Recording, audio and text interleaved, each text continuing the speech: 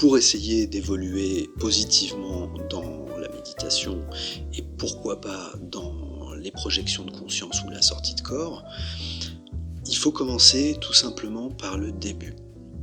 Et le début, la première étape vraiment la plus importante et la plus cruciale, c'est de réussir à comprendre comment vous êtes bien dans votre corps pour vous détendre. C'est très important. Et c'est pas si simple que ça. Parce que le corps, quand il est immobile, finit par révéler des douleurs par-ci, des douleurs par-là, des raideurs, des crampes, des choses comme ça. Parfois, on a l'impression qu'on est posé, détendu, mais sur une heure d'exercice, c'est moins évident. Bon, alors déjà, c'est important soit de s'allonger si c'est ce qu'il faut, si c'est comme ça que vous êtes bien. Alors, vous allez faire des essais, vous allez relever un peu votre tête avec un coussin pour voir si vous arrivez bien à vous détendre comme ça. Certains mettent pas de coussin du tout pour avoir vraiment la colonne vertébrale très droite. Bon, moi je sais que c'est pas du tout mon truc, ça me fait très très mal au cervical, donc je suis obligé de faire autrement. Et puis il y a des gens qui vont être très bien assis ou demi-couchés, je sais pas si vous voyez ce que je veux dire. Comme dans un bon fauteuil très confortable avec des accoudoirs, où là effectivement on n'est pas tout à fait allongé, on est assis, mais ça marche aussi, et assis sur un fauteuil confortable ça fonctionne aussi, mais l'idée c'est vraiment de se dire ok, je vais pouvoir oublier complètement mon corps, et je vais pas décider de l'oublier, parce que plus vous décidez d'oublier quelque chose, moins vous oubliez, je sais pas si je suis clair, mais en gros, mon corps ne va plus avoir aucune tension, et donc la sensation de mon corps va finir par s'estomper au profit de sensations qui seront très différentes et qui seront vraiment au début du mental, et après, si tout va bien, purement de la conscience. Bon, je vais un peu vite. Alors, vous vous posez, vous vous installez vraiment le plus confortablement possible. Je sais que certains aiment bien se mettre en étoile dans leur lit, vraiment avec les bras écartés, les jambes écartées. Bon, c'est bien, hein. Ce qu'il faut éviter, c'est de croiser les jambes, parce que au bout de 15-20 minutes, la jambe qui est sur l'autre jambe, elle va peser très lourd, et elle va créer une tension, une douleur qui sera très très très difficile à oublier, et du coup qui vous empêchera de vous concentrer vraiment sur autre chose que ça. C'est déjà une étape qui est cruciale, qui est très importante. Si il fait froid, il faut se couvrir évidemment, puisque la température du corps va baisser, donc couvrez-vous un minimum. Et puis après, il y a deux écoles. Il y a l'école des yeux ouverts et l'école des yeux fermés. Et moi je suis plutôt de l'école des yeux fermés, puisque quand j'essaye de garder les yeux ouverts, ils se ferment, donc je vois pas pourquoi je leur imposerais de rester ouverts. Ça me paraît assez évident, mais certaines personnes trouvent plus efficace d'avoir les yeux ouverts pour essayer d'atteindre une hypnagogie. Et l'hypnagogie les yeux ouverts, c'est comme la paralysie du sommeil, hein. C'est hallucination visuelle garantie. À vous de voir, parce que les premières fois voir des gens qui passent dans votre chambre, etc., des formes qui volent au-dessus de vous, etc., faut être prêt quand même, hein. C'est pas anodin. Même si vous êtes, quand ça arrive, parfaitement conscient, quand même, il faut y être préparé, et puis il faut le vivre un certain nombre de fois avant d'arriver à se dire ok, c'est rien, c'est de l'hypnagogie.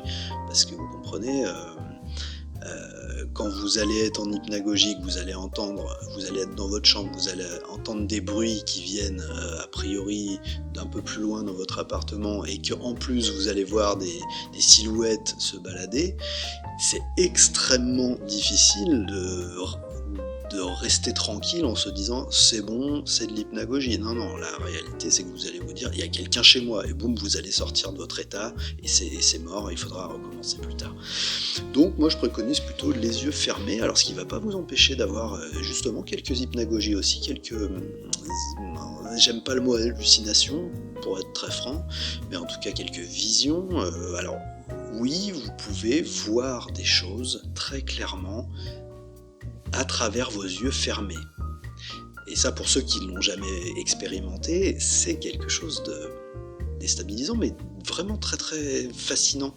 Parce que, bah oui, vos yeux sont fermés, oui, vous regardez le noir qui est derrière vos paupières, qui est d'ailleurs ce qu'il y a de plus proche de ce qu'on peut appeler l'infini, hein, si vous y réfléchissez. Quand vous fermez les yeux, le noir que vous voyez est infini. Voilà. Dites-vous ça quand vous allez le faire. Ok, je ferme les yeux et je regarde l'infini. Je révulse pas les yeux comme quand je vais dormir. Non, je ferme les paupières, mais mes yeux, eux, regardent à travers mes paupières tout au fond de ce noir infini qu'il y a derrière les paupières. Et vous allez très très très vite vous rendre compte que derrière vos paupières, c'est pas noir du tout. Et je vous dis ça, c'est pas forcément parce qu'il y a des reliquats de lumière qui traversent un peu les paupières, etc. Parce que même si vous êtes dans le noir complet, il n'est jamais vraiment complet, mais on se comprend, même si vous avez par exemple un masque de nuit très occultant sur les yeux, vous allez voir très rapidement que non, derrière vos paupières, c'est pas du noir réellement.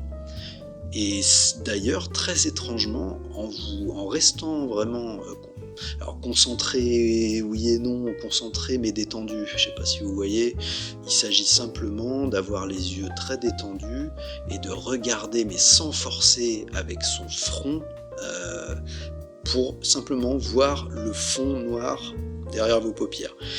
C'est un état un peu particulier, il faut tester, hein, c'est difficile à décrire, hein. Là j'essaye mais je me rends compte que pour quelqu'un qui a jamais essayé cet exercice, c'est pas forcément évident à visualiser comme ça. Simplement, ce que je peux vous dire, c'est vous fermez les yeux, vous regardez le noir qu'il y a devant vous et qui est infini, mais sans jamais forcer avec votre front ou avec vos yeux. Il faut que tout soit parfaitement détendu. Simplement, vous regardez, vous contemplez, je vais vous dire ce mot-là parce que je pense que c'est le bon. Vous contemplez l'infini devant vous, qui est pour l'instant noir, mais vous allez très très vite vous rendre compte qu'en fait il n'est pas noir, et qu'il y a beaucoup de nuances dans cette obscurité. Oui, il y a des... En fait, il y a du blanc, il y a des sortes... On pourrait dire qu'il y a des sortes comme des étoiles, comme un peu une galaxie qui, au bout d'un moment, finit par se percevoir très très bien. Et puis, ça, c'est une première étape. Alors, je vous conseille, quand vous faites cet exercice-là, soit vous avez un niveau d'activité, de pensée qui est calme, c'est-à-dire que vous êtes bien dans votre vie, vous n'avez pas vraiment d'échéances très importantes, vous n'avez pas de gros problèmes financiers, sentimentaux ou quoi que ce soit qui vous tourne dans la tête sans arrêt et qui vous envahit en fait le cerveau, enfin en tout cas le mental. Donc tout va bien, vous vous posez et puis vous dites un peu votre petit mantra. Alors vous trouvez un mantra, un mantra, vous savez, c'est une phrase qui en réalité se doit de n'avoir aucun sens pour simplement occuper l'esprit. Alors pas forcément aucun sens, ça peut être une phrase qui avec des vrais mots, mais qui empêche de vous faire embrayer sur des pensées précises. Je ne peux pas vous donner d'exemple parce que c'est extrêmement personnel et il faut tester des mantras, quelque chose d'un peu musical, une phrase où vraiment des sons dans un langage qui n'existe pas, qui n'appartiendra qu'à vous, qui est vraiment votre mantra personnel à vous. Et puis voilà, vous répétez ça dans votre tête. Alors là c'est pareil, c'est pas exactement quand vous pensez, vous dites quelque chose dans votre tête avec votre propre voix. voyez ? Là, c'est pas exactement ça qu'il faut faire. En fait, le mantra, il faut le laisser résonner intérieurement comme si des voix vous le prononçaient en stéréo de chaque côté de votre tête, dans votre cerveau. C'est-à-dire qu'il faut que votre mantra remplisse votre espace mental. Je ne sais pas si vous voyez, c'est un peu comme le coup des yeux. Je ne regarde pas un point fixe bêtement en fronçant les sourcils devant moi, je regarde l'ensemble du noir de manière très détendue. Là c'est pareil. Le mantra, je ne me le récite pas comme je récite un poème dans ma tête, je le fais résonner par des voix que je choisis, d'ailleurs ça peut être des voix de femmes, des grosses voix d'hommes, des chœurs, des choses comme ça. Moi je vous dirais que c'est plutôt un chœur, mais après c'est vous qui voyez. Mais il faut que ça remplisse vraiment votre tête intérieurement, ce mantra. D'accord ? Vous verrez la différence, vous verrez pourquoi je vous dis ça, c'est très très très important. Parce qu'il y a un moment, en fait, ce qui va se passer, c'est que ce mantra, au début, c'est vous qui l'embrayez, c'est vous qui le faites tourner, ce mantra, avec votre mental. Mais très vite, à un moment, vous allez voir, vous allez entendre, je ne sais pas comment on peut dire, que c'est plus vous qui le faites tourner, ce mantra. Il tourne tout seul, en fait. Il est automatisé. Alors, il faut peut-être quelques séances, il faut peut-être le faire sur quand même plusieurs... séance, ouais. Il faut que ça devienne vraiment un fond sonore qui remplit tout et qui tourne de manière autonome. Bon, essayez, vous verrez, c'est pas si long que ça à mettre en place et ça marche super bien.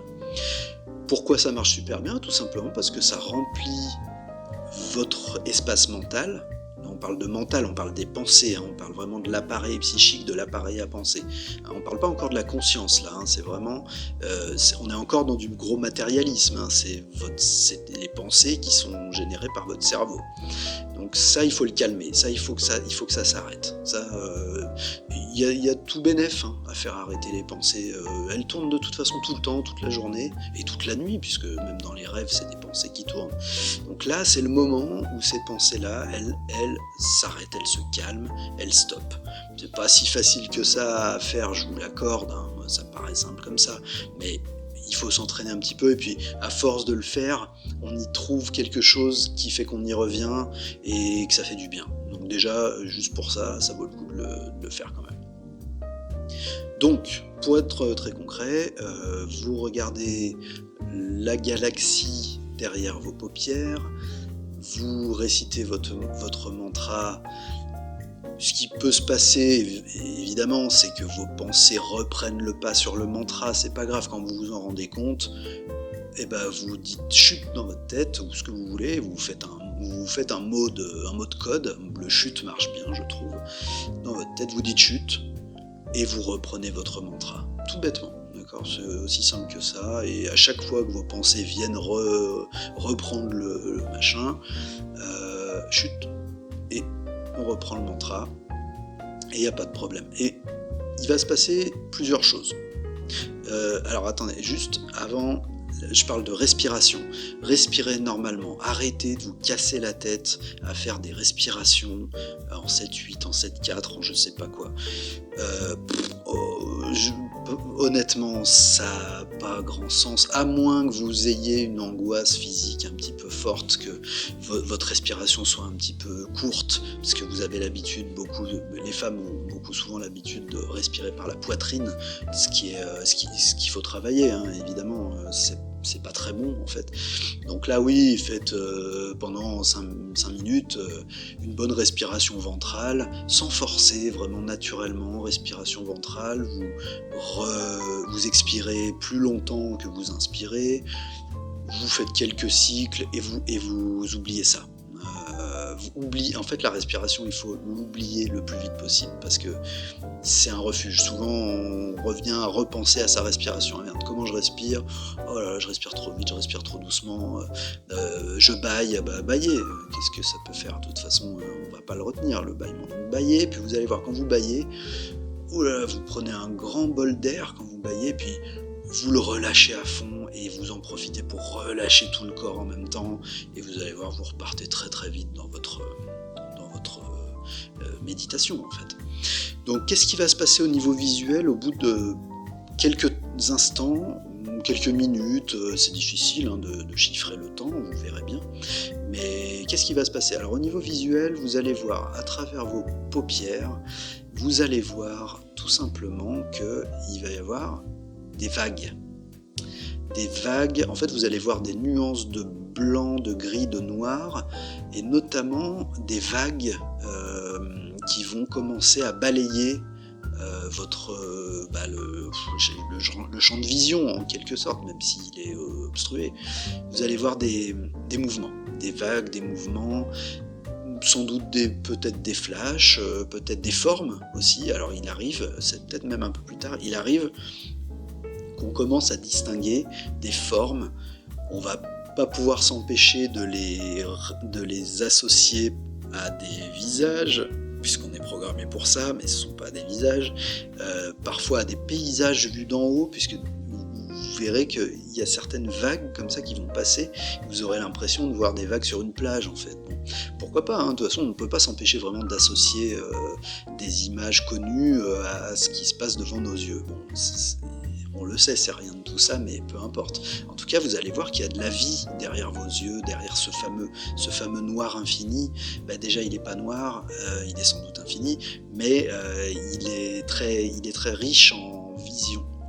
Et au début, ce sont des visions assez faibles, mais vous verrez, il y a une vague, et puis peut-être des ronds comme ça qui s'étendent devant vos yeux. Alors la difficulté, je trouve, c'est d'essayer de ne pas suivre justement ces mouvements-là. Si la vague passe, il faut éviter de la suivre des yeux, puisque par définition, on fait un effort avec ses yeux. Donc la vague, elle passe. Il y a des flashs, il y a des choses, etc. Et nous, on continue à regarder l'ensemble de cet événement. Toujours en étant le plus détendu possible, et même les yeux, c'est très important de les garder détendus à tout prix. Et au niveau de l'audition, vous risquez au bout d'un moment d'entendre quelques sons. C'est pour ça que parfois il n'est pas nécessaire, quand on peut être tranquille vraiment pour méditer chez soi ou dans un lieu vraiment isolé, il n'est pas nécessaire de mettre forcément des sons binauraux ou des méditations guidées, etc. Parce que finalement ça vient couvrir aussi un peu ce qu'on peut expérimenter de manière beaucoup plus pure. Donc faites-le si vous voulez, mais faites aussi des méditations silencieuses, puisque vous allez entendre parfois des sons, des choses intéressantes. Moi, la dernière fois, j'ai fini par entendre un énorme boom, comme, je vais vous dire, comme si à 1 kilomètre, il y avait un Godzilla qui avait frappé du pied extrêmement fort. Vous voyez un peu dans le ressenti, dans l'intensité, le boom a été fracassant. Et d'ailleurs, il m'a sorti de ma méditation, malheureusement. Je me suis fait avoir par cette hypnagogie. J'aurais pas dû, mais c'est comme ça, c'est difficile à maîtriser. Le boom était vraiment très très très impressionnant, et après j'ai su très vite pas en me réveillant, mais en sortant de l'état méditatif, je me suis dit merde, c'était une hypnagogie, j'aurais dû continuer, j'aurais dû en quelque sorte passer outre, mais j'ai pas réussi. Bon, ça vous arrivera aussi, mais c'est pas grave, faut pas s'en vouloir, c'est tout à fait normal. Donc vous verrez qu'au bout d'un moment, il va y avoir des choses comme ça, mais difficile de prévoir ce qui va réellement se passer. Par définition, ça sera complètement propre à votre expérience personnelle. C'est ça qui est intéressant aussi.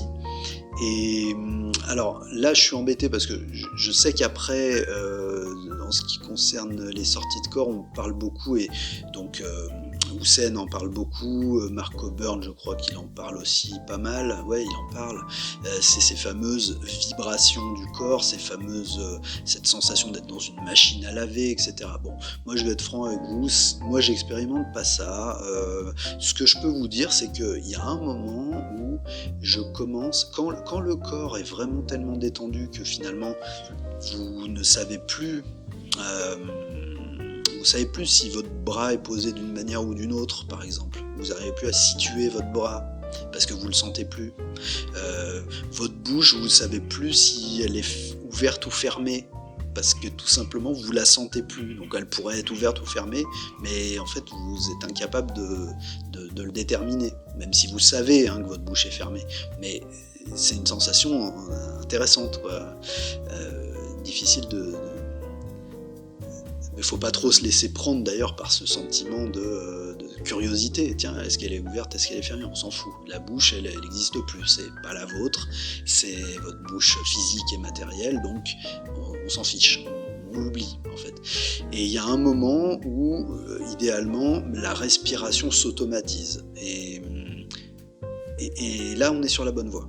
Parce que on est bien d'accord que quand vous dormez, votre respiration, il n'y a pas un moment où vous vous dites tiens, maintenant il faut que je respire comme ça. Non, vous respirez. Et là c'est pareil. C'est-à-dire que vous rentrez dans la même respiration automatisée que pendant le sommeil, par exemple. Ou même pas pendant le sommeil, pendant votre vie. En fait, vous pensez jamais à respirer. Mais pourtant vous respirez, puisque sinon vous seriez mort depuis très longtemps. Donc, tous ces signes-là, toutes ces marques méditatives, il faut apprendre à les reconnaître, et il faut apprendre à les reconnaître comme étant normales et comme étant des signes positifs de méditation. Et votre mental, de temps en temps, pendant ce temps, va se dire ok, maintenant ma respiration est automatique, maintenant je vois des choses derrière mes yeux. Bon, c'est pas très grave, vous y pouvez pas grand chose. L'idéal étant de ne pas se formuler ces choses-là, mais simplement de les vivre et de les expérimenter, et tout va bien. Si vous réactivez le mental par rapport à ça, vous allez ressortir de votre état méditatif. Donc détendez-vous, tout va bien, et puis on apprend à apprivoiser toutes ces nouvelles sensations-là, à force de faire aussi des méditations, un peu le matin, un peu le soir. C'est bien, il ne faut pas forcément plus. Après, quand vous avez une journée off et que vous êtes tranquille, vous pouvez vous faire une grosse méditation d'1 heure, 1 heure et demie, ça ne sera pas perdu si vous n'avez rien d'autre à faire de crucial, et c'est toujours ça de prix. Mais en tout cas, tous ces signes-là, vous allez sans doute les voir, les ressentir, les vivre, et ils sont normaux.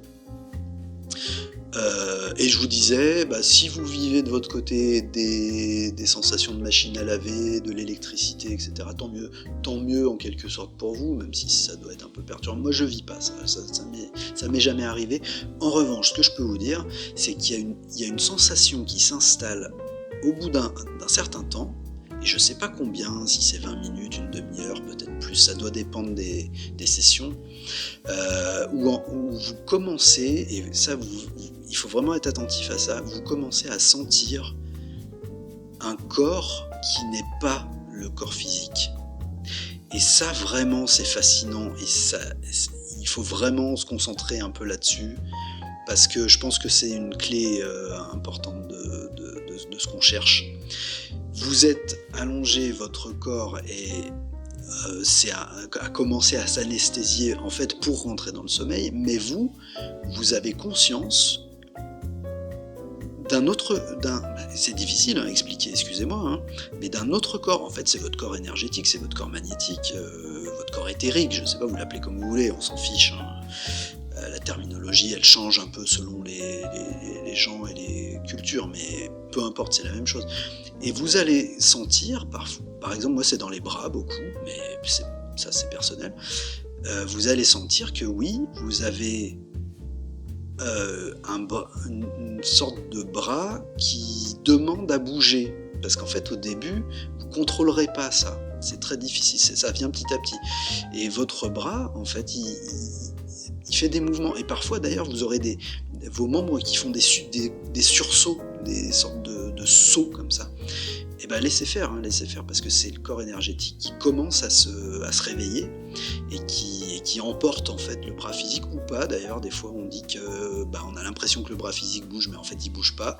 Difficile à dire puisqu'on a les yeux fermés, on sait pas, il faudrait se filmer, bref, c'est compliqué. Mais en tout cas, prenez bien conscience que votre corps énergétique, il existe, et que vous commencez à être dans un état mental, dans un état de conscience où votre conscience commence à être dans deuxième corps énergétique et non plus dans votre corps matériel, physique. Ça fait une sensation, hein. Je ne vous cache pas que c'est particulier quand même comme sensation, surtout que, comme je vous dis au début, on n'a pas le contrôle sur... moi souvent j'ai mon bras qui, je le sens se faire une torsion, souvent vers l'intérieur d'ailleurs. Il fait une torsion et bien malgré moi pour le coup, et c'est pas grave, et ça fait une sensation plutôt agréable en fait, c'est plutôt pas mal.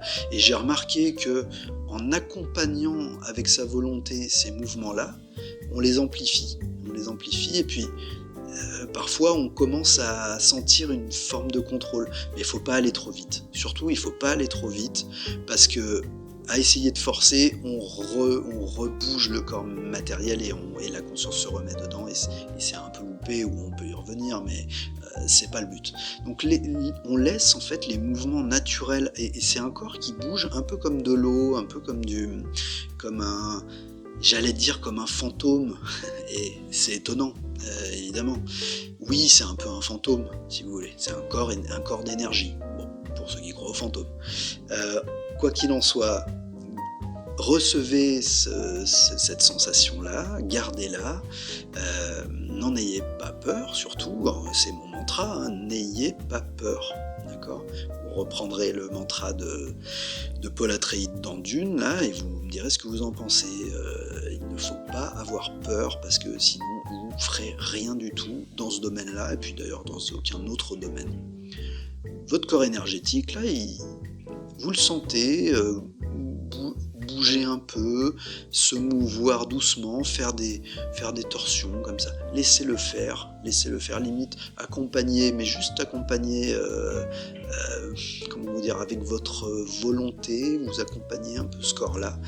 Et puis vous verrez qu'au bout d'un moment, la plupart du temps, c'est là, je vais pas vous mentir, hein, la plupart du temps, c'est là que vous allez vous endormir. Bah tant pis, c'est pas grave, endormez-vous.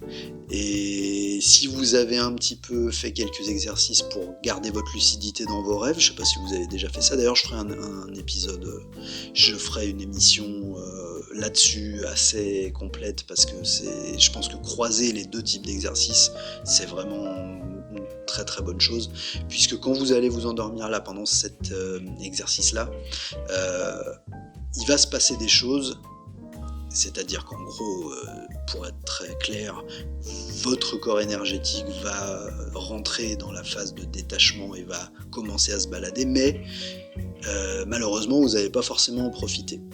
Mais si vous êtes entraîné un petit peu à faire des exercices de lucidité, de réveil de lucidité, et ben il y a des chances que vous le fassiez à ce moment-là. Et là, c'est bingo, parce que vous reprenez votre lucidité, soit pendant une grosse hypnagogie, soit carrément au moment où vous êtes pile au bon moment pour la sortie de corps, voire vous y êtes déjà. Et je vous dis ça très clairement par expérience, parce que c'est comme ça que j'ai réussi les quelques, je dirais, sorties de corps. Après ça se discutera, il y en a qui diront que c'était des projections de pensée, de conscience, etc.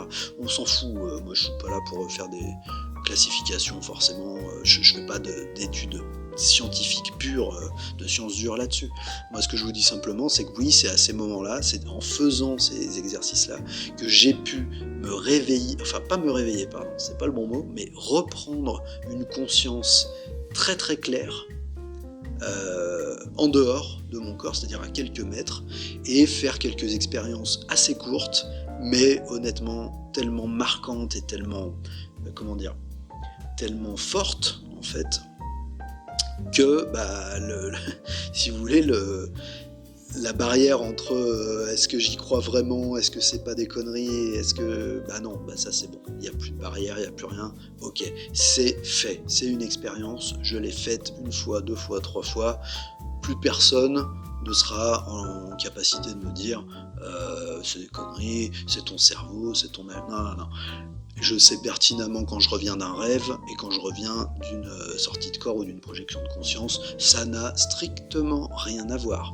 Pendant une sortie de corps, même si ça dure que quelques secondes, vous êtes vous, alors là encore, très compliqué à expliquer, mais vous êtes vous-même, vous n'êtes pas quelqu'un d'autre, vous avez la conscience que vous connaissez déjà au quotidien quand vous êtes bien éveillé, bien conscient,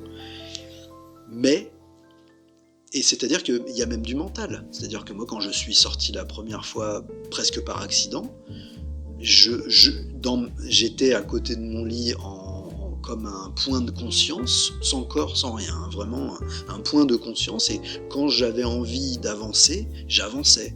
Quand j'avais envie de tourner, je tournais, etc. Vous voyez ? Très simplement, je veux dire, il n'y a pas de souci, quoi. Il n'y a pas de restriction mécanique. Par contre, le monde, entre guillemets, pour l'occasion, la chambre, était strictement la même qu'à l'état de réveil. Quoique un peu différente quand même, mais pas dans son agencement, dans son ambiance. Là, c'est difficile à décrire aussi. Mais dans la tête, il y avait un truc qui tournait très nettement, hein.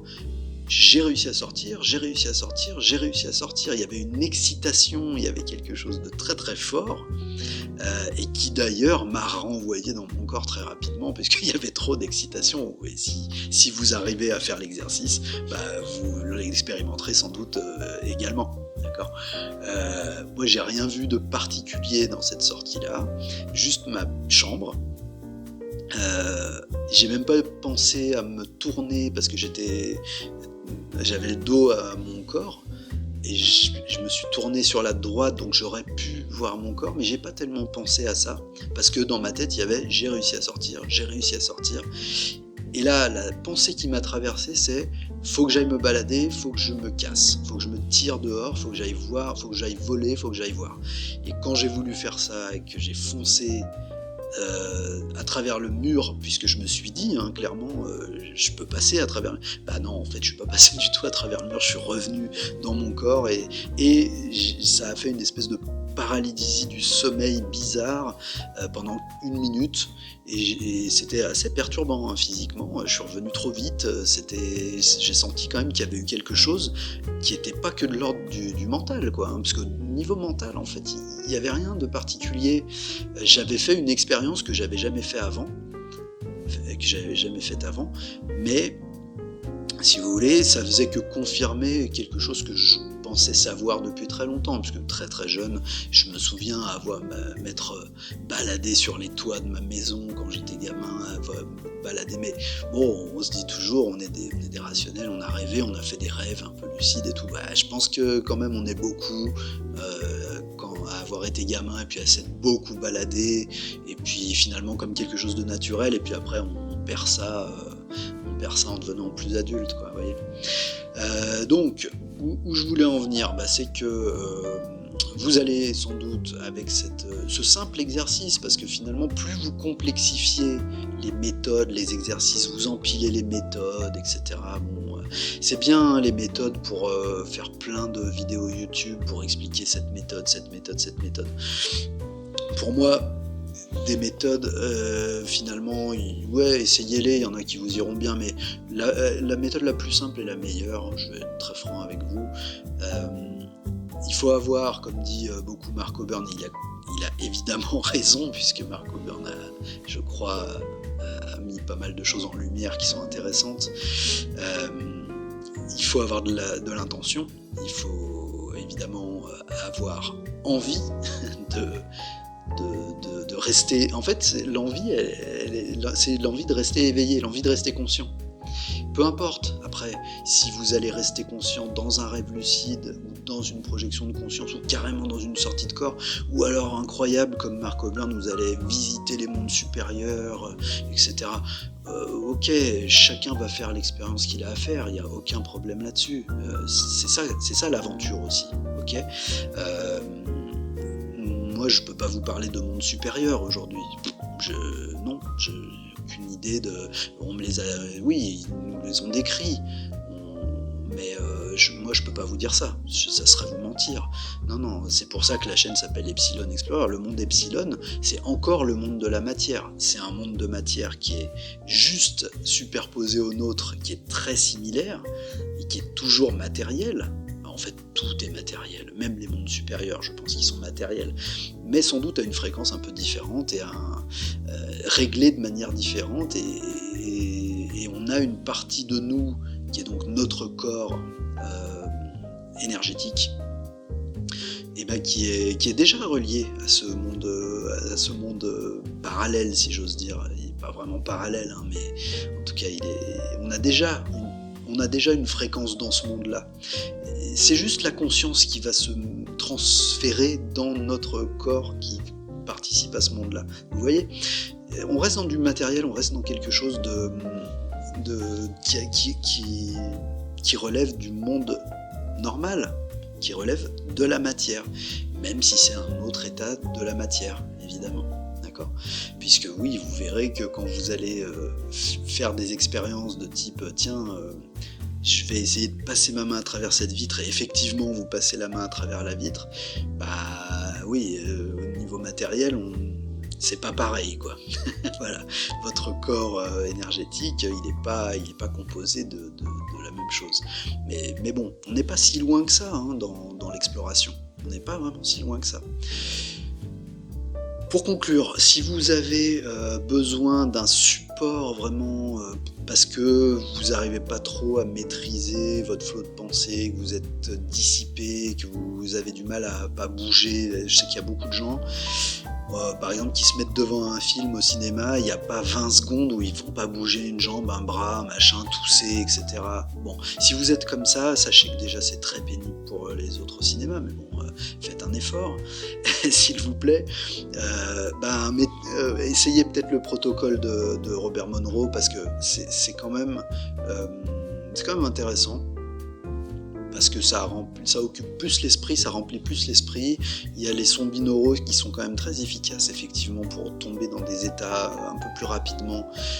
Ça, c'est pas mal. En fait, adapté à comment vous êtes. Si vous êtes comme moi, une bûche, qu'on vous pose devant un film de 2h30 et que pendant 2h30 vous êtes capable de ne pas bouger un petit doigt et d'être complètement immergé dans un film, par exemple, je trouve que c'est une façon assez simple de se positionner sur ce terrain-là.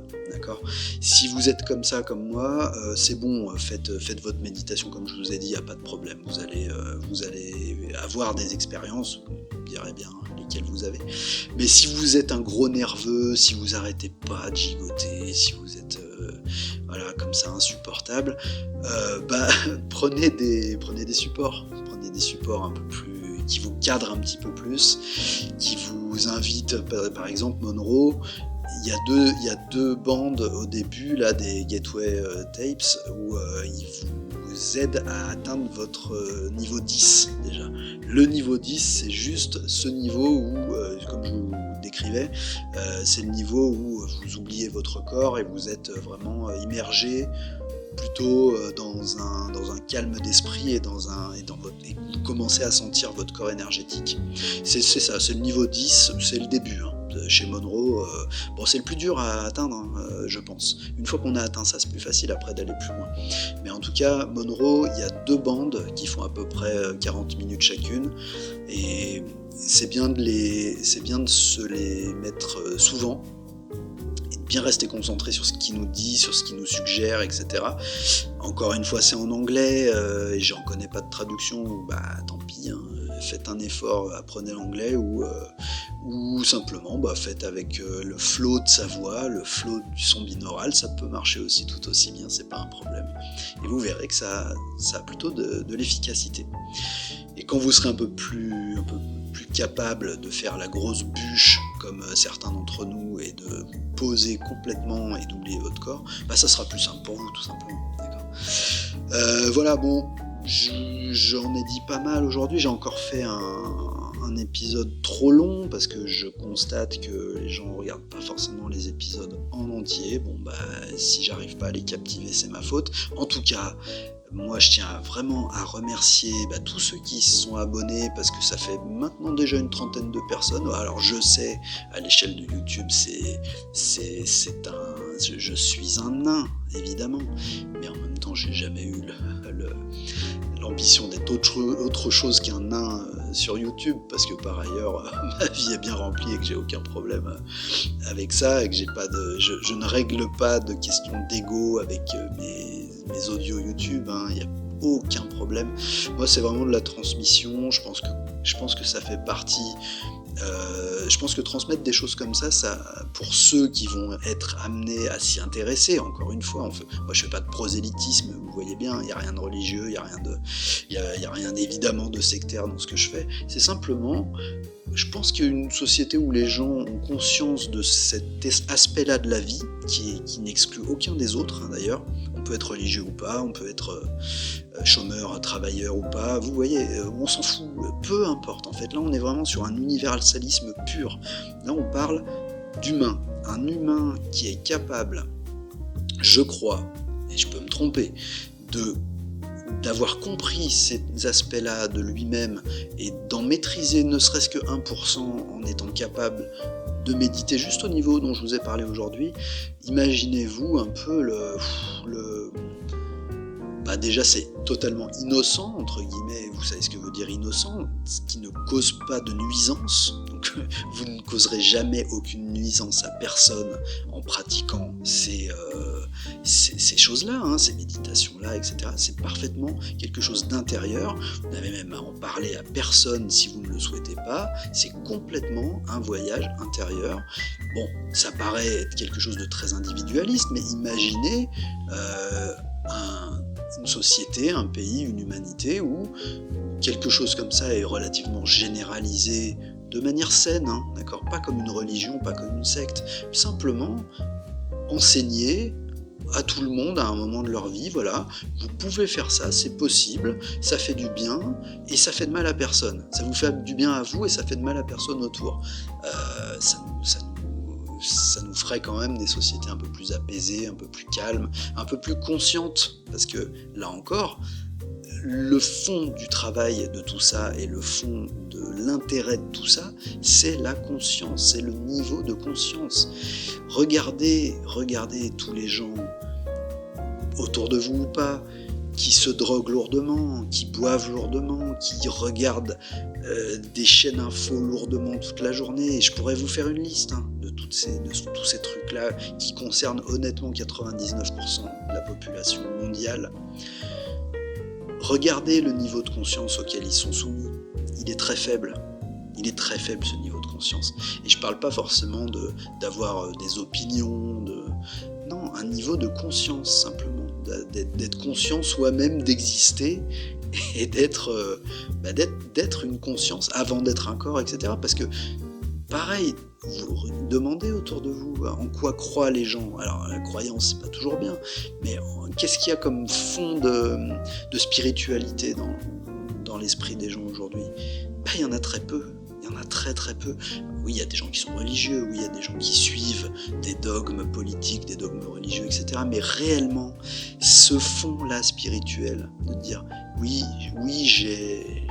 je suis connecté à d'autres mondes et oui, je fais en sorte de m'y connecter et de comprendre des choses sur moi-même, sur ma propre conscience.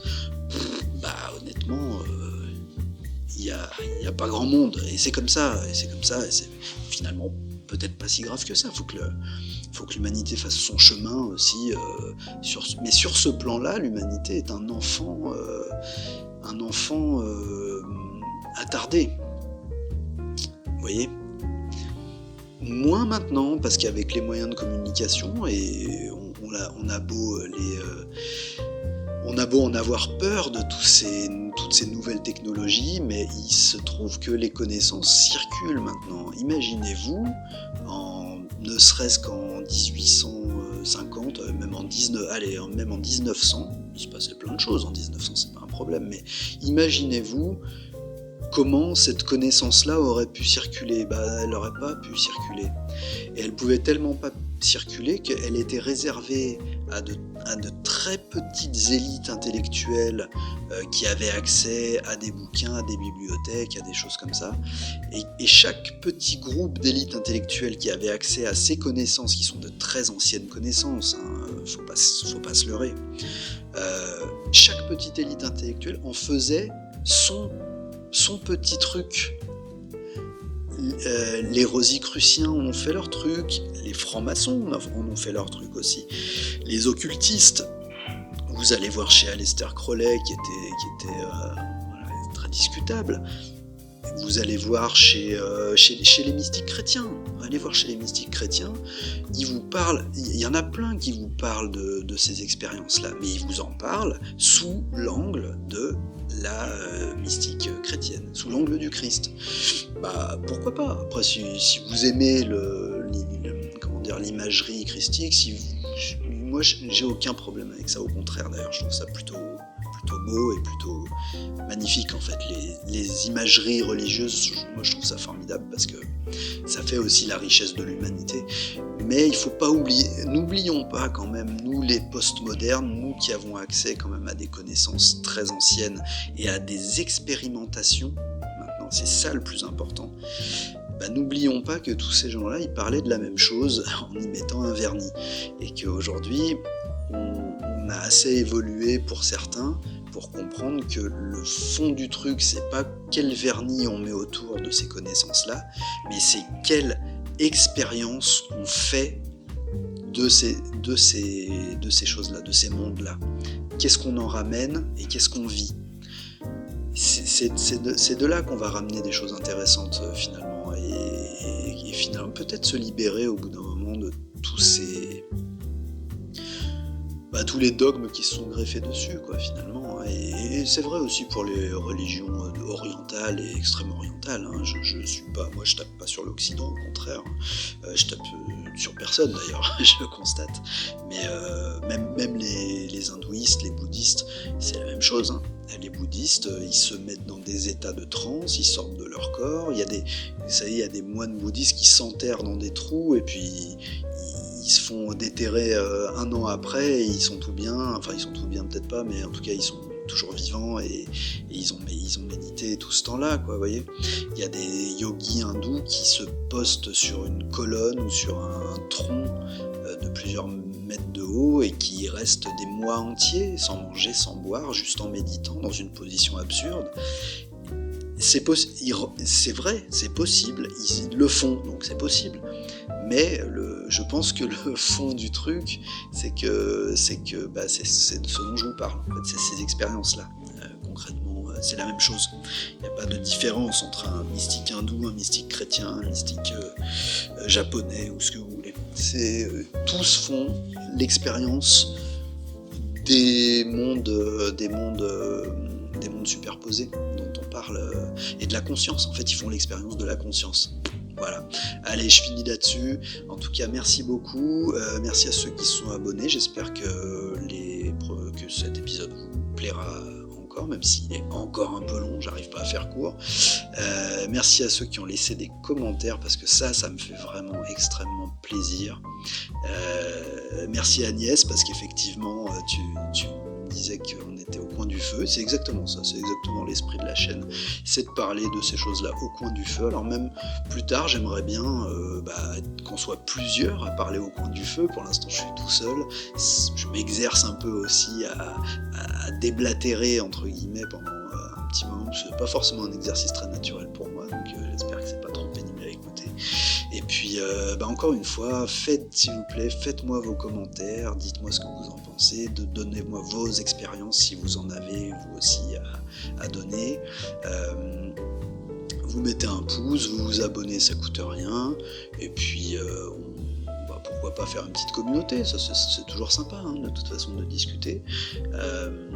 Voilà, et puis je vous retrouve pour un prochain épisode où là j'avais prévu un sujet et je crois que je vais changer d'avis, parce que tout à l'heure je me suis donné à moi-même l'idée de faire un épisode sur ce que j'évoquais au début, donc je pense que je vais faire ça. Je sais pas trop quand je le ferai, mais en tout cas, en attendant, on va essayer de faire vivre un petit peu cette chaîne YouTube. Comment dire, prenez soin de vous, faites de beaux voyages, et je vous embrasse bien bien fort, et je vous dis à très bientôt. Salut.